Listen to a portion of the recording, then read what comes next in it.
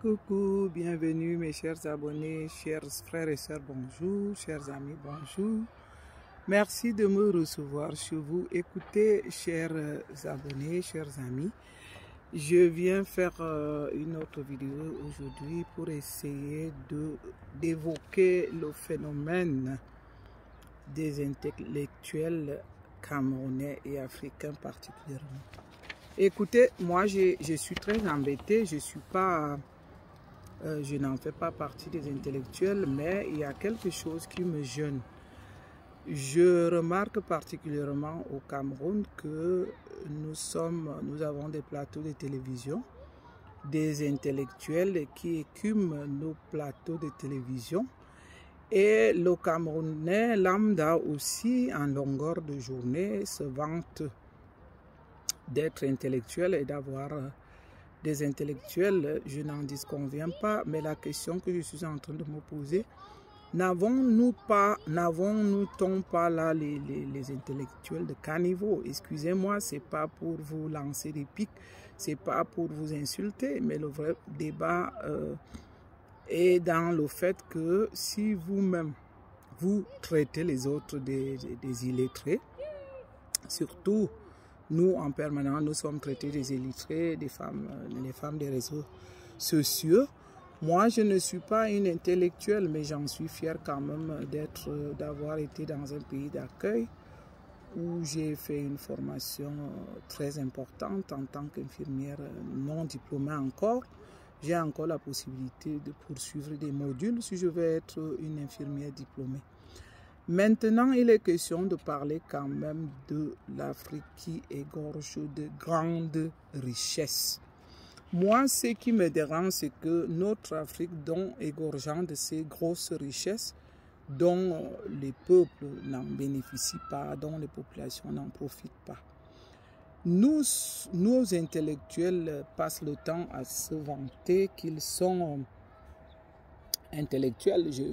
Oui, moi je trouve qu'ils sont intellectuels pour discuter, pour le béaba, blablabla. Mais moi, où j'aimerais vraiment que nos frères nous prouvent qu'ils sont intellectuels. Comment est-ce que nos frères africains peuvent se vanter d'être intellectuels quand ils ne connaissent même pas quelle richesse nous avons? Quand ils ne maîtrisent même pas quelle quantité de richesses nous avons dans notre chère terre. Ce sont les Occidentaux qui après avoir fait l'exploration, qui doivent nous dire quelle quantité de gaz, du pétrole, du manganèse, etc. etc.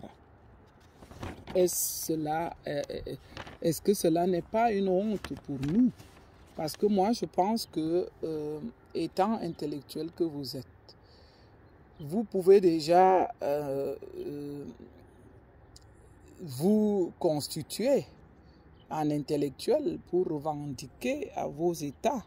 Parce que je sais que vos États ont fait cela exprès de ne pas avoir des écoles permettant à nos intellectuels donc d'avoir ce savoir. N'est-il donc pas possible que vous revendiquiez que nous ayons des vraies écoles de formation, des écoles dans le secteur du gaz, du pétrole, du manganèse et même de l'uranium, avec des instruments capables vraiment d'exploiter cela? Vous savez, tant que ce sont les Occidentaux qui vont venir après leur exploration nous dire quel genre de richesse nous avons dans nos chères terres, quelle quantité, et que en plus de cela, ce sont eux qui viennent encore négocier les prix. Non seulement qu'ils viennent nous imposer encore leur prix d'achat. Regardez par exemple la Côte d'Ivoire qui est le plus grand producteur du cacao. La population n'en bénéficie pas de cette matière première. ce sont les dirigeants et les Occidentaux qui viennent,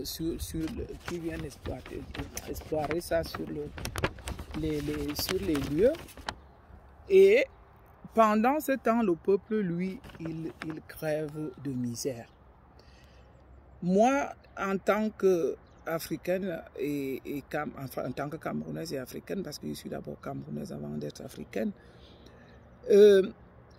moi, en partant de mon pays natal au Cameroun, je n'ai pas eu cette chance donc de faire des grandes écoles.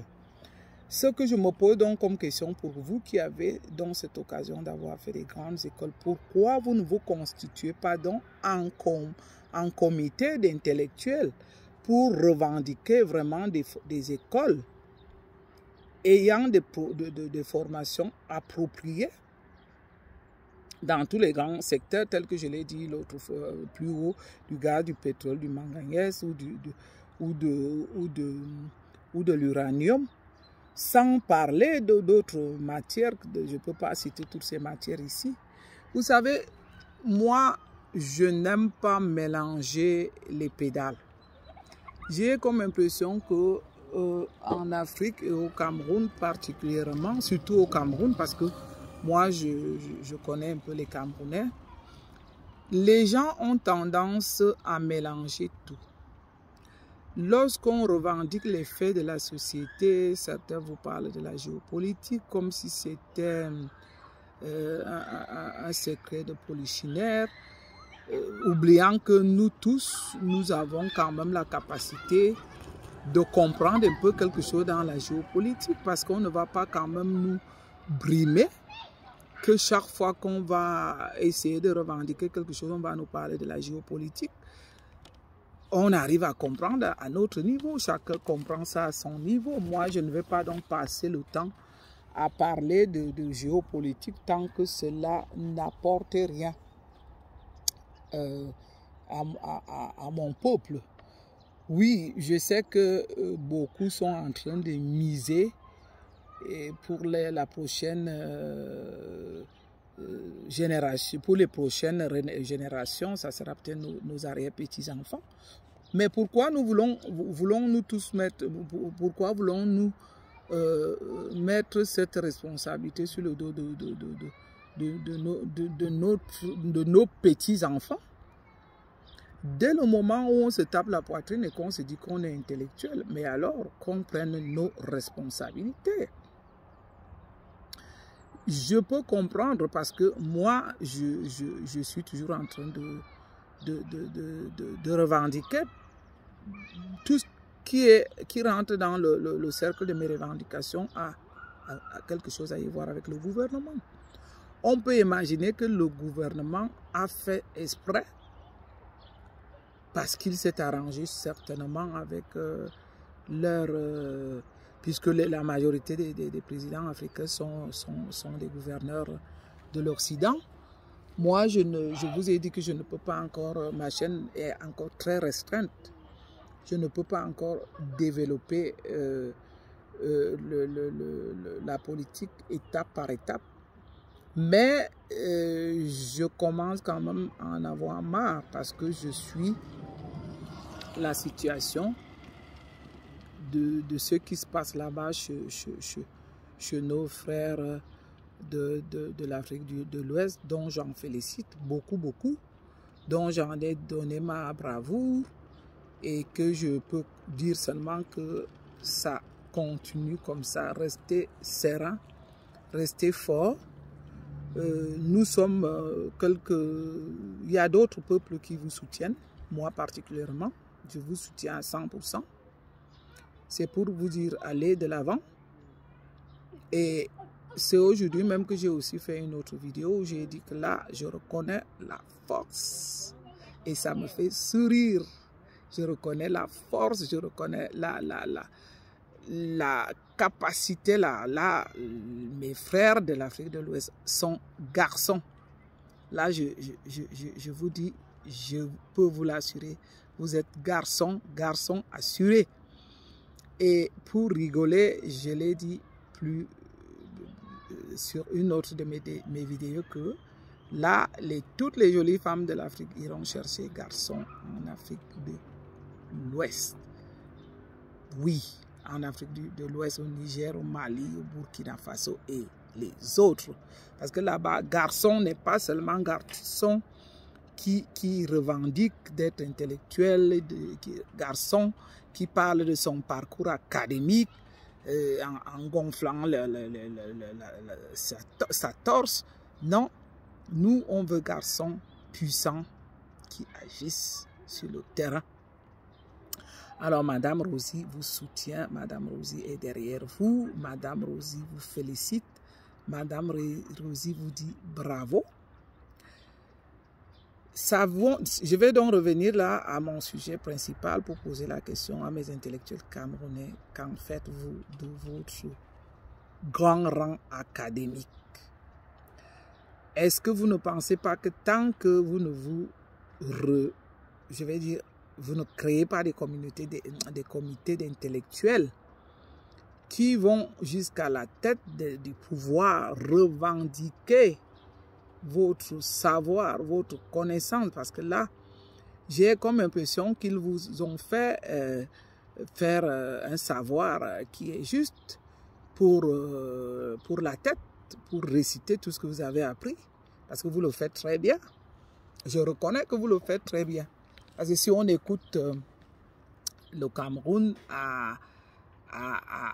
est l'un des pays d'Afrique les mieux placés pour discuter, pour faire je vais dire, des émissions pour intellectuels. Je ne veux pas citer les noms des télévisions qui en font des débats. Alors moi, excusez-moi, ce n'est pas pour vous indexer. Je trouve que vos débats sont beaucoup plus dans vos têtes. Vos débats font un son pour le blablabla, mais vos débats n'apportent rien sur le terrain. Et je vous l'assure, vraiment rien et absolument rien sur le terrain. Parce que vous n'allez pas me dire que depuis que vous avez ces rangs avec des grandes, je vais dire des grands parcours académiques, vous ne vous êtes pas rendu compte qu'il vous fallait des écoles de formation dans les secteurs je vais dire, de nos matières premières pour qu'on puisse les explorer nous-mêmes. Tant que vous ne l'avez pas compris et que c'est les Occidentaux qui viennent à votre place explorer ça. Après exploration, vous n'êtes même pas au courant de ce que ça donne. J'ai écouté un autre qui nous parlait du pétrole du Cameroun qui était géré par le président de la République et que ça ne bénéficiait pas au peuple et aux populations. Mais comment voulez-vous que, si vous, qui vous dites intellectuel, vous n'avez aucune idée? Faites-nous le bilan clair. C'est là-dessus qu'il fallait vraiment s'attarder. C'est là-dessus qu'il fallait s'imposer. Vous avez compris que la terre de nos ancêtres, de mes ancêtres, le Cameroun, l'Afrique, regorge de grandes richesses. Et c'est là-dedans que vous aurez pu vraiment insister là-dessus pour savoir quelle est la quantité de nos richesses. À quel niveau on a ces richesses? Si vous attendez que c'est les autres qui viennent vous dire, vous croyez qu'ils vont vous dire la réalité de la quantité exacte de ces richesses? Si nous-mêmes on n'a aucune idée, si nous ne savons même pas, et qu'on se contente que c'est les autres qui viennent nous indiquer que à Kribi, comme j'ai soupçonné que nous avons du gaz, on sait déjà qu'on a du pétrole, on sait qu'on a, je ne sais pas moi, de l'or à l'est, pour ne même pas savoir, ou du diamant, quelle est la quantité exacte.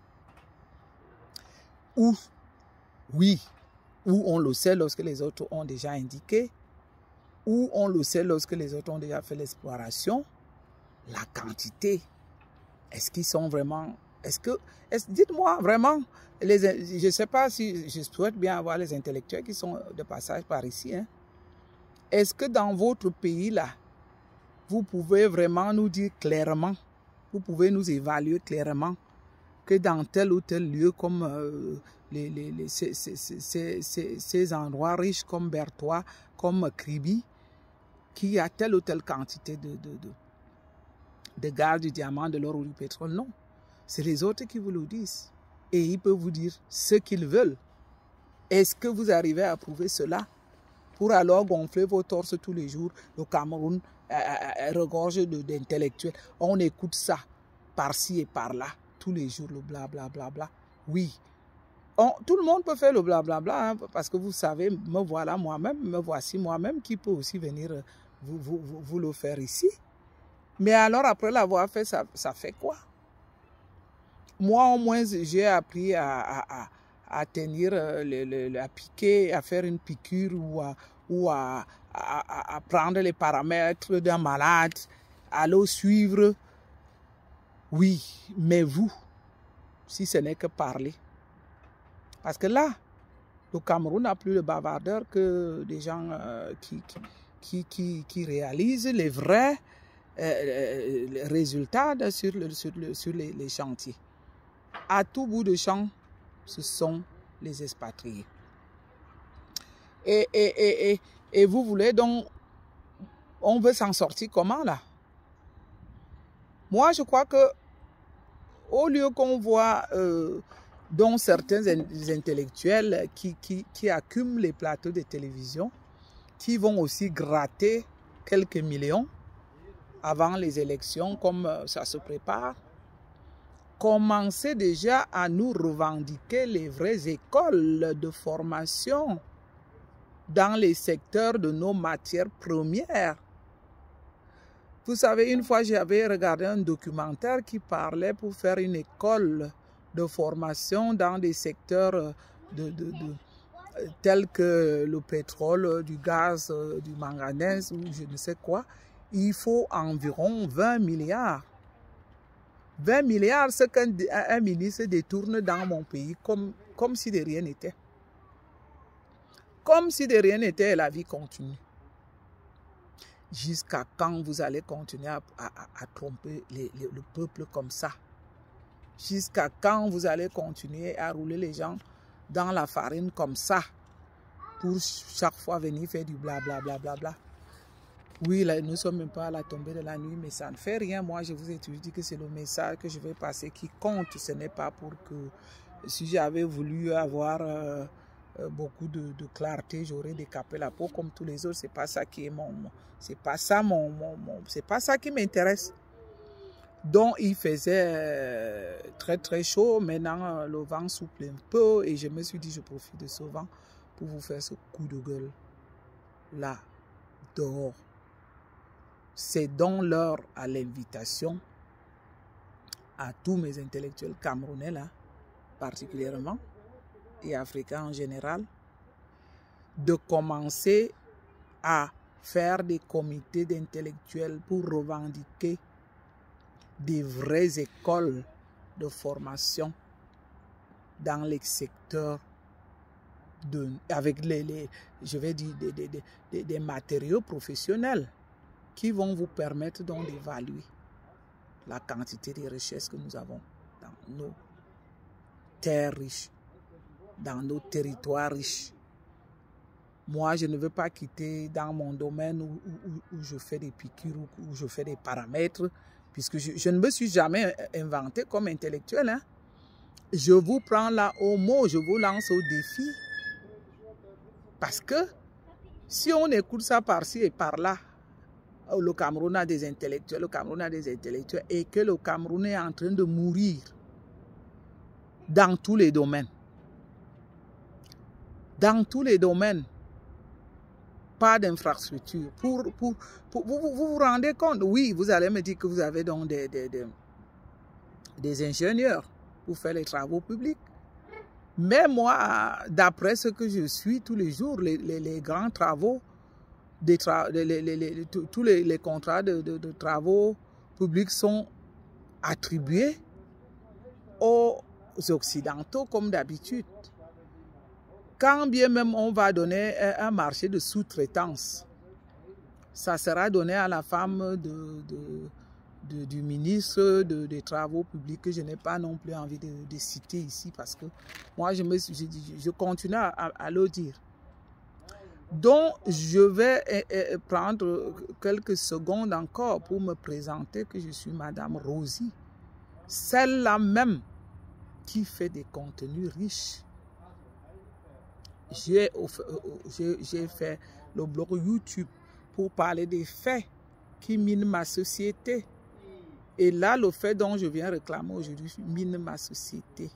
Le Cameroun ne peut pas regorger de toutes ces richesses, sans qu'on ait donc nos intellectuels qui sont sur le terrain, qui peuvent les explorer. Donc, venez vous abonner nombreux sur la chaîne de Madame Rosie. Et si vous avez aimé après la vidéo, faites des likes. Vous savez, les Madame Rosie comme ça, c'est nous qui prenons le relais.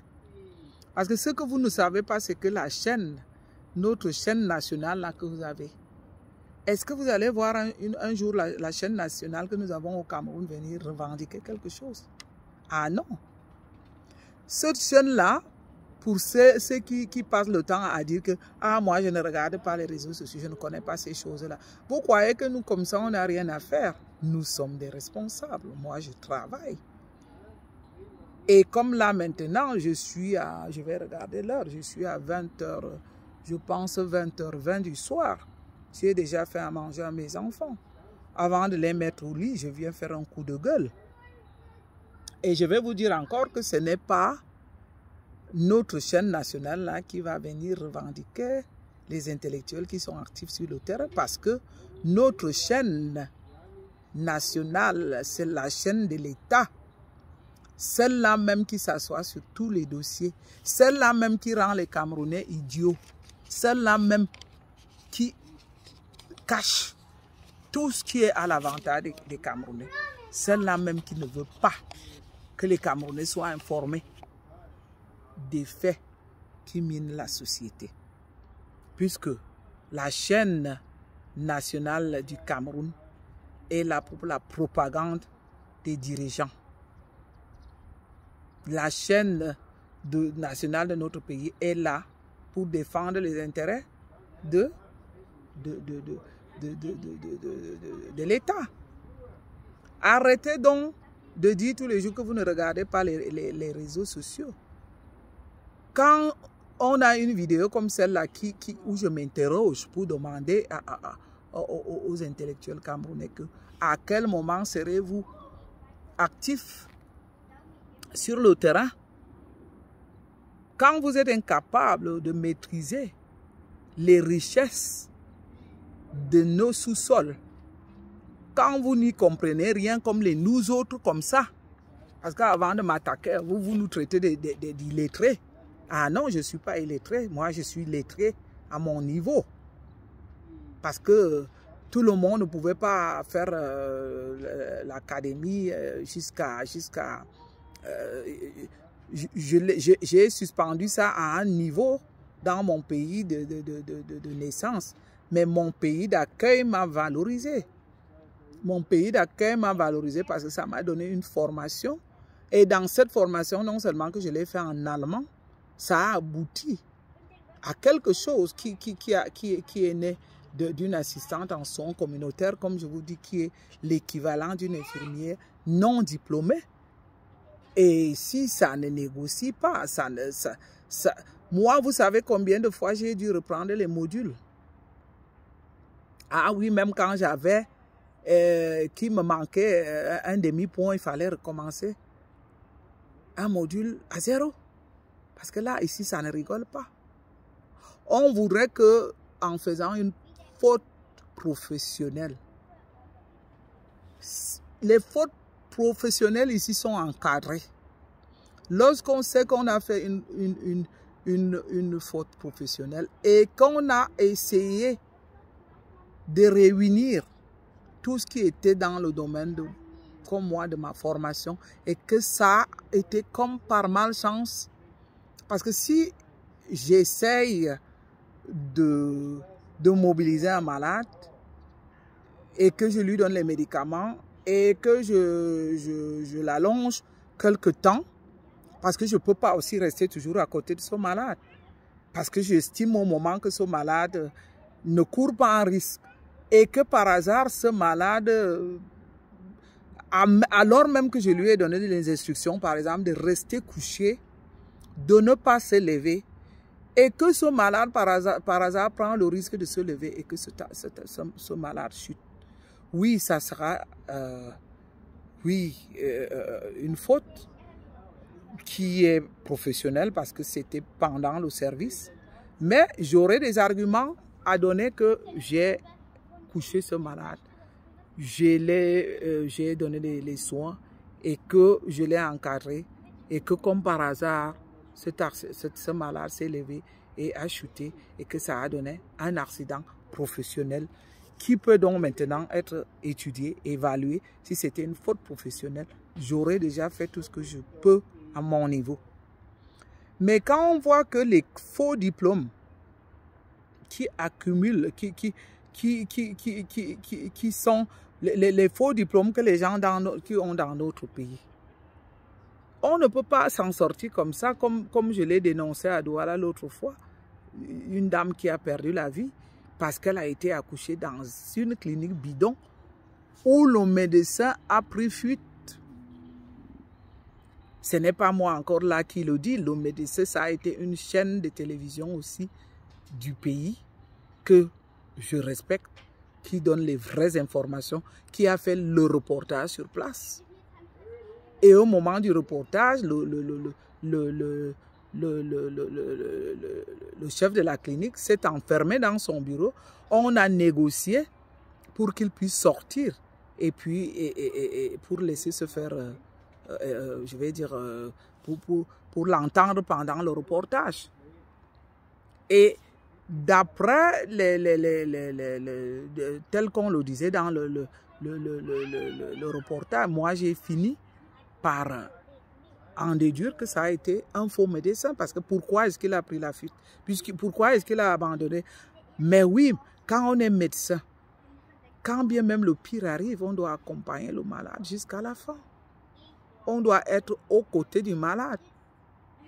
Et c'est dans un pays comme ça où les gens vont se lever. Vous vous vantez même pour qui là? Vous vous vantez pour vous moquer de qui même? Vous-même, vous connaissez l'état de votre pays. Vous, les concours, il faut acheter. Les diplômes, il faut acheter. Rien n'est fait au mérite. Oui, je vais dire que s'il y a 10% de personnes qui réussissent les examens au mérite, ou 20, vous vous imaginez? Parce que les autres calculent pour acheter. Avoir un poste, il faut acheter. Les gens le disent normalement, hein, on a payé le concours pour l'entrée, je ne sais pas, à l'EMIA ou à l'ENAM. On a acheté, on a payé. Non, c'est fini. Et je vais vous dire une chose. Moi, je vais faire partie. Je vais créer un comité de ces intellectuels auxquels nous allons revendiquer, même d'aller nous indiquer où et quand ils ont fait leur diplôme là. Même aller nous montrer les bancs, les années, nous donner les noms même des surveillants de l'école. Moi, ce n'est pas pour m'amuser, hein. C'est quelque chose que je commence à y penser. Nous là, les illettrés là, on va chercher, moi je dis bien, on va créer un comité de recherche pour rechercher quand et comment ces gens ont eu leur diplôme. Vraiment. Et je croise les doigts que ça puisse arriver. Le Cameroun va changer, vous savez. Le Cameroun là va changer de gré ou de force. Et si un jour ça change, je ferai partie de l'équipe du changement. Et là, mon idée principale, c'est de créer un comité de revendication de ces diplômes, de ces faux diplômes. C'est-à-dire que dès qu'on soupçonne, comment est-ce que les gens... D'ailleurs, ça se remarque. Il y a l'incompétence dans beaucoup d'endroits. Il y a beaucoup de zones d'obscur. Et dès qu'on remarque ces zones d'obscur, j'espère qu'on aura des vrais dons intellectuels qui vont faire équipe avec nous. Vous savez, dans des pays développés, hein, comme là où je suis, il n'y a pas besoin d'être intellectuel. Et quand les gens font, quand des organisations s'organisent à revendiquer quelque chose, il n'y a pas... Parfois même, c'est monsieur tout le monde hein, qui fait partie des organisations qui revendiquent. Comme chez vous là, il faut toujours demander qui on est. Qui on est avec les faux diplômes. Vous croyez que nous autres là, moi je n'en serais pas fier d'en avoir eu un faux. Hein?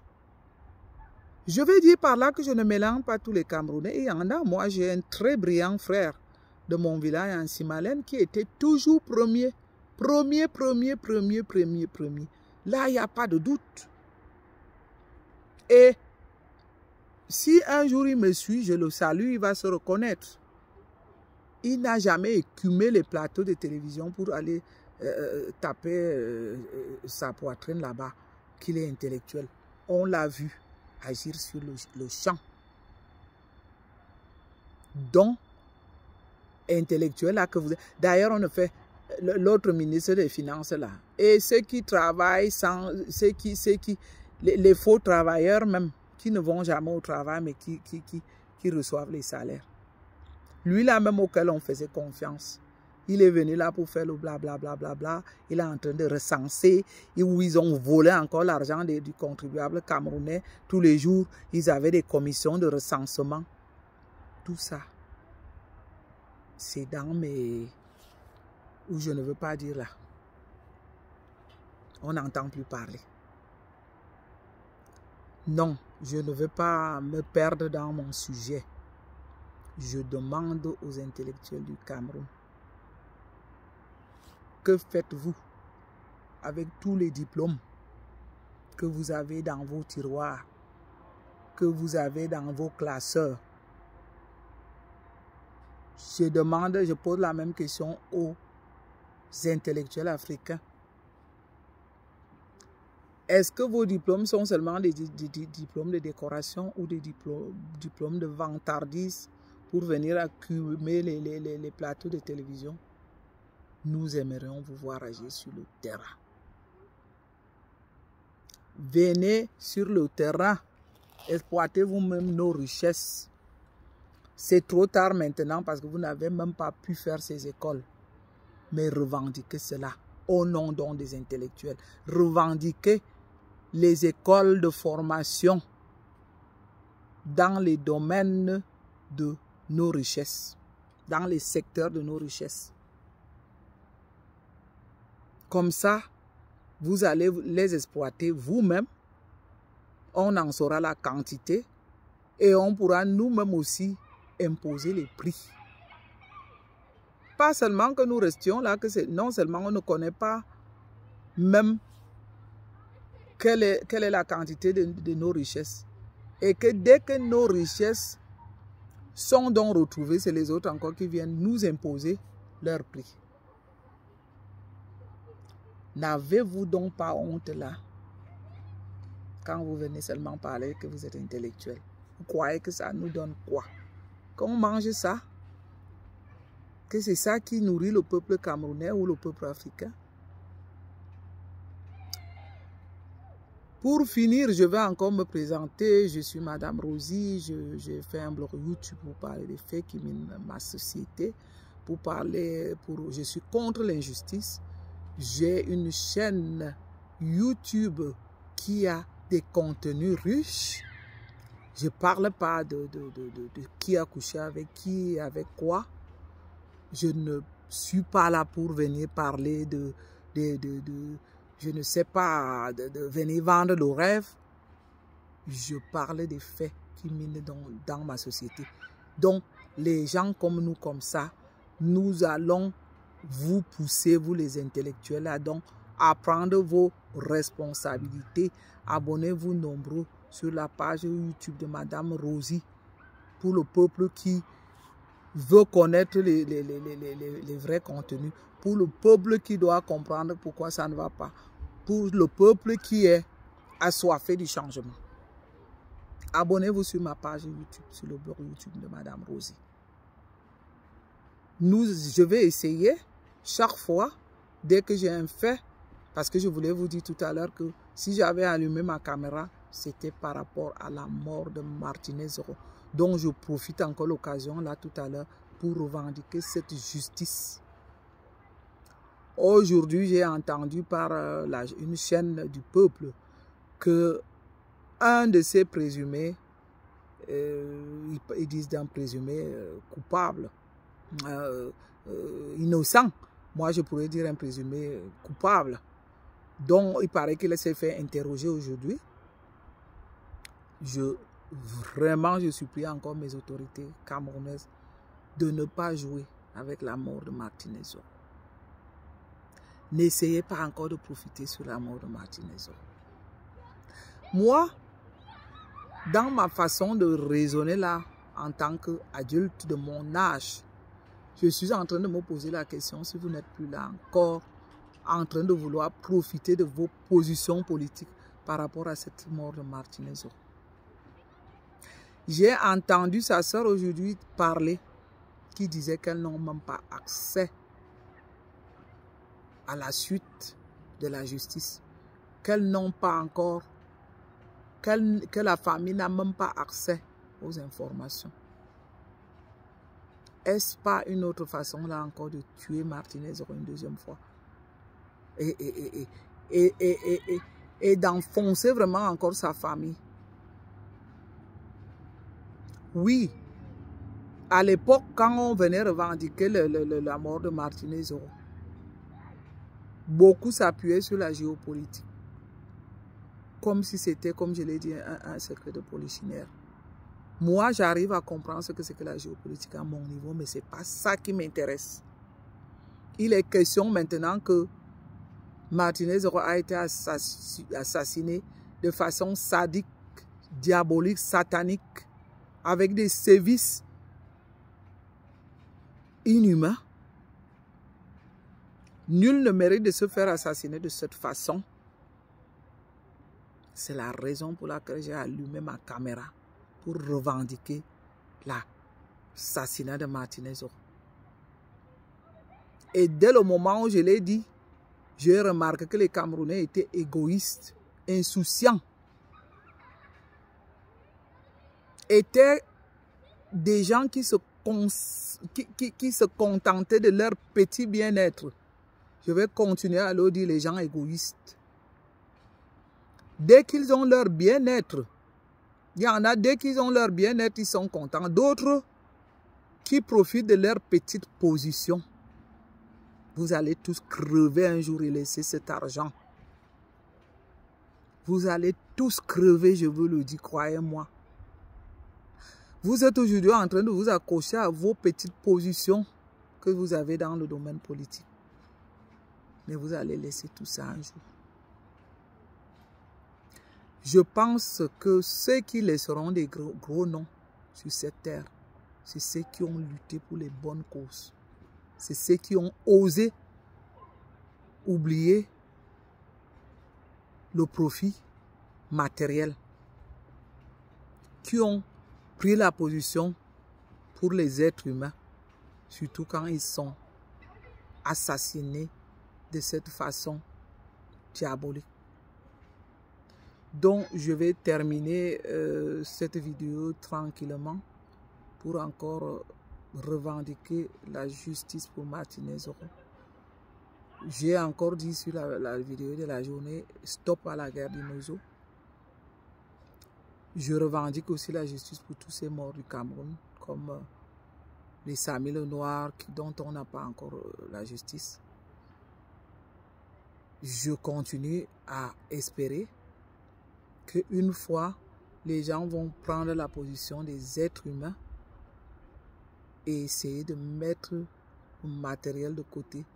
Un jour, se mettre seulement à la place des êtres humains et se dire que Ce qui arrive aux autres peut nous arriver à n'importe quel moment. Donc, je vais vous dire tranquillement au revoir. C'est pour mes abonnés que je fais ce sourire. Merci pour ma communauté qui est très bien élevée. Je vous respecte, je vous en félicite. Oh non, j'allais oublier parce que pour chaque vidéo, je dois encore toujours saluer la bravoure de mes frères du Niger. Je salue ce grand peuple. C'est le grand peuple de mes ancêtres. Je vous dis bravo. Allez en avant. Ça, c'est la bonne nouvelle de la semaine. Tenez bon. Cette bande de gens qui veulent venir perturber le peuple, ils n'ont pas remarqué que le peuple est du côté de ceux qui ont choisi de déloger le gouverneur des autres là, de l'autre pays là où je ne veux pas citer le nom. Au nom de quoi même? Ils pensent qu'ils vont venir perturber un peuple qui avait besoin de garçons, qui a maintenant garçons et qui s'est aligné derrière les garçons. Mais tenez un peu compte de ça. Vous n'avez pas vu que le peuple du pays dont j'ai cité là est derrière son nouveau président? Est-ce que vous voyez que ce peuple souffre de quelque chose? Même quand on a supprimé tout à ce peuple, à ce pays, même comme on lui a donné toutes on lui a retiré tous les avantages dont il pouvait bénéficier. Là, je vais encore parler en parabole parce que je ne peux pas, ma chaîne YouTube ne me permet pas encore de débattre ça comme il faut. Le peuple est serein derrière son dirigeant. Oh, vous avez annoncé toutes les sanctions que vous voulez parce que vos chefs hiérarchiques de l'autre côté de l'Occident vous appuient dessus. Mais vous ne voyez pas que le peuple résiste à ça? Le peuple en est conscient. C'est chaque fois qu'il a pris la parole, le nouveau président, qu'il a mis son peuple au parfum de toutes ces sanctions. Voyez donc ce qu'on appelle la résistance. Voilà ce qu'on appelle la résistance, la vraie résistance qui est ensemble avec le peuple. Ça veut dire que le peuple suit. Le peuple n'abandonne pas leur leader. Surtout que ce que j'applaudis, sans effusion de sang, le Niger a délogé le préfet d'un des pays de l'Occident là, sans effusion de sang, propre. Le Niger a fait ça propre. Bravo, bravo le Niger. Je dis bien que si j'étais jeune fille, c'est là-bas que je viendrais chercher garçon. Malheureusement, je suis déjà une maman engagée dans son ménage, dans son foyer. Mais je sais que toutes les belles jeunes filles de l'Afrique qui me suivent, vous là au Cameroun, vous risquez d'avoir chaud. Hein?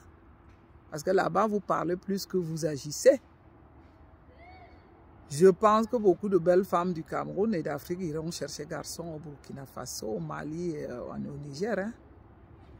Donc, pour finir, pas seulement pour parler des faits tristes, là je fais honneur, je vais dire, je fais honneur à mon peuple de l'Afrique de l'Ouest. Je vous aime, je vous respecte. Je suis avec vous dans le cœur, dans les pensées. Seulement ma présence physique n'est pas là, mais vous êtes là, dans mon cœur. Bravo, bravo, bravo mon peuple. Donc, j'ai aussi voulu féliciter mes abonnés, chers abonnés, chère communauté. Je suis heureuse, ma communauté s'agrandit. Quelle fierté. Là, j'ai une vraie communauté, hein. Bravo ma communauté, parce que j'ai une communauté maintenant qui va atteindre bientôt 500 personnes. N'est-ce pas une fierté pour Madame Rosie? Je vous embrasse. Une communauté polie, Parce que pas une seule fois dans mes lives ou dans mes directs, j'ai été envoyé balader. D'ailleurs, je l'avais dit,